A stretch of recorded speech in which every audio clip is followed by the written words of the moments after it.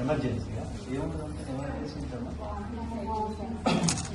మీకేనా symptoms రాసిగా ఇది కూడా emergency కింద వస్తుందా?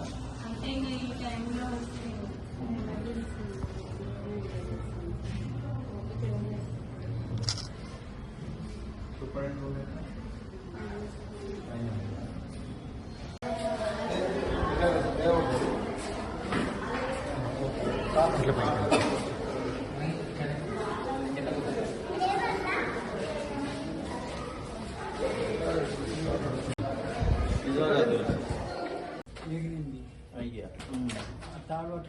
చెట్టు బిగించిన సరే నీకు కూడా చెప్తాం మరి ఒక్కదాన్ని అమ్మ ఇంటి పోయి బుక్కడే ఒక్క బుక్క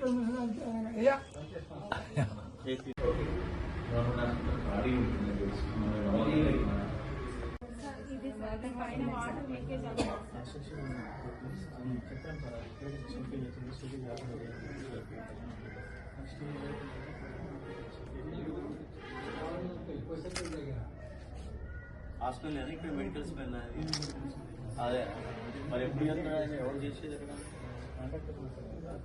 ఉన్నాడా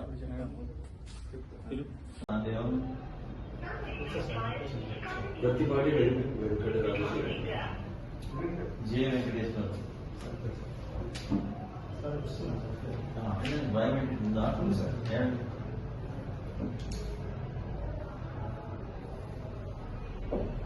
తక్కువ, డాక్టర్లు కూడా మరి సరైనటువంటి సర్వీస్ చేస్తే పేషెంట్స్ పెరగాలి.